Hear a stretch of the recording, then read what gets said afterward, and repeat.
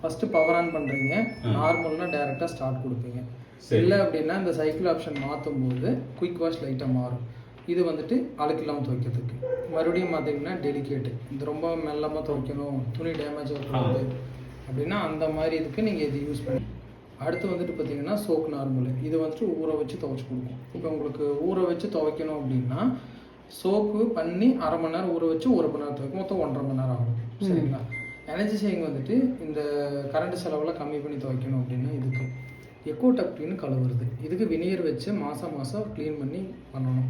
இதுக்கு வினிகர் ட்ரம்மில் ஒரு 1/2 லிட்டர் பிடிச்சி ஊற்றிட்டு ஸ்டார்ட் கொடுக்குறீங்க. ஃபஸ்ட்டு பவரு, நார்மலாக டேரக்ட் ஸ்டார்ட்டு. அப்படி இல்லைன்னா இதில் எந்த ஆப்ஷன் வேணுமோ அந்த சைக்கிள் கொடுத்து, டெலிகேட்னா டெலிகேட்டு, ஊற வைக்கிறதுனா ஊற வைக்கிறது, கழுவுறதுக்கு லாஸ்ட்டு. இதை வச்சு ஸ்டார்ட் கொடுக்குறீங்க. சரி, ஓகே, இவ்வளோதான். இப்போது இந்த ஆப்ஷன் நீங்கள் என்ன வச்சாலுமே இந்த பக்கம் துவைச்ச அலாசி புளியருக்கு 3மே செலக்ட் ஆகிருக்கும். இல்லை எனக்கு இப்போ நார்மல் வாஷில் வாஷ் மட்டும் செலக்ட் பண்ணால் போதும் அப்படின்னா ஃபஸ்ட் அங்கே நார்மலாக என்னவோ வச்சுட்டு இந்த ஃபங்க்ஷன் பண்ணி சூஸ் பண்ணும்போது வாஷ் மட்டும் எரியும். அப்போ வாஷ் மட்டும்தான் செய்யும்.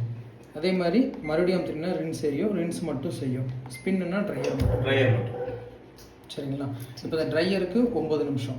இந்த 9 நிமிஷம் வந்துட்டு ஈரப்பதத்தோட எடுத்து கொடுத்துரும். ஈரப்பதம் இருக்கிறத இன்னுமே ட்ரை பண்ணணும் அப்படின்னா மழை காலத்துக்கு 15 நிமிஷம் 30 நிமிஷம் நீங்கள் கூட்டி வச்சுக்கலாம்.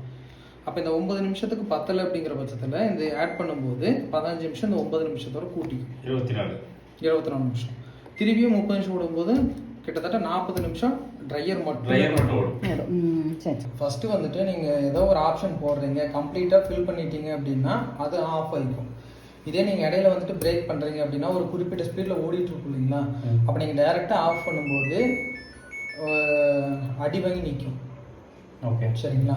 இதே வந்துட்டு பவர் ஆன் பண்ணிவிட்டு பவர் ஆன் பண்ணி ஓடிட்டு இருக்கும்போது ஸ்டார்ட் பட்டன் ப்ரெஸ் பண்ணிங்கன்னா ஃபஸ்ட்டு பிரேக் அப்ளை ஆகி நின்றுட்டு அதுக்கப்புறம் உங்களுக்கு பாஸ் பண்ணிவிட்டு அப்புறம் பவர் ஆஃப் பண்ணிட்டு அப்போ அது வந்துட்டு அந்த ட்ரம் அடித்து நிற்காது. பிரேக் அப்ளை ஆகி பொறுமையாக நிற்கும். ஓகே. ட்ரம்முக்கு உள்ளே வந்துட்டு ஒரு ஃபில்டர் இருக்கும். இது இப்படி கழட்டணும். இந்த இடத்துல இப்படி கட்டவரில் அமுத்துனீங்கன்னா இப்படி கழட்டிக்கலாம். இதை எடுத்து